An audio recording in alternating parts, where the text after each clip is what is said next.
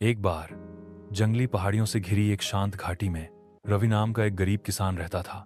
उसके पास 1 एकड़ की जिद्दी जमीन और एक जोड़ी बैल थे जो उसके मोटे हाथों की तरह ही घिसे पिटे थे। हर दिन पहले भोर होते ही रवि उठ गया और अथक परिश्रम किया। जमीन जोती, बीज बोए और केवल आंखों में आशा और माथे पर पसीने के साथ कौवों को भगाया। वर्ष बीत गए, उसके पड़ोसी शहरों में चले गए। आसान भाग्य चुनना आसान था, लेकिन रवि रुके रहे। उन्होंने मिट्टी का अध्ययन किया, हवा से सीखा और बारिश सुनी। उन्होंने नए तरीकों, सीढ़ीनुमा खेती, कंपोस्टिंग, फसल चक्रण के साथ प्रयोग किया। धीरे धीरे उनका हठ 1 एकड़ मुलायम हो गया, उदार हो गया, पैदावार बढ़ गई। उसने बाजार में अतिरिक्त उपज बेची, फिर और जमीन और बैल, एक ट्रैक्टर खरीदा। जब तक रवि 40 वर्ष के हुए, उनका खेत एक साम्राज्य बन गया था। इस क्षेत्र में उसका नाम जाना जाता था, सुनहरे गेहूं का रवि। उसके पास मजदूर, प्रबंधक और संगमरमर के फर्श और सैटेलाइट टीवी वाला घर भी था।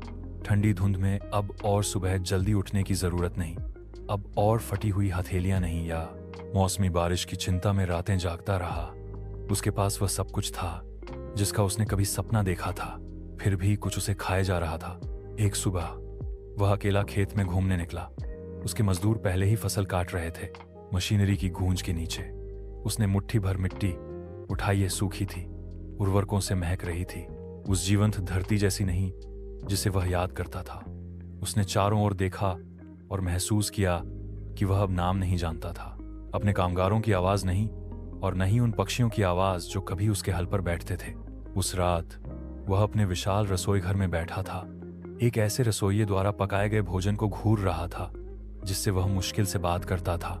यह स्वादिष्ट था लेकिन बेस्वाद। रवि अपने बेडरूम में गया और बिस्तर के नीचे एक डिब्बा खोला।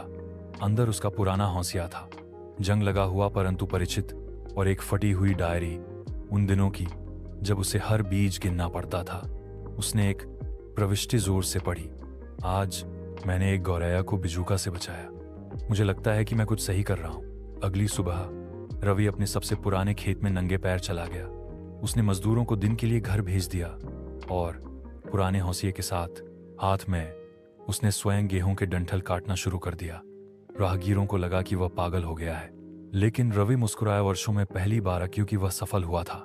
इस कारण नहीं, बल्कि इसलिए कि उसे याद आ गया था कि सफलता क्या है। अर्थात यह फसल के आकार में नहीं था, यह बुवाई की खुशी में था।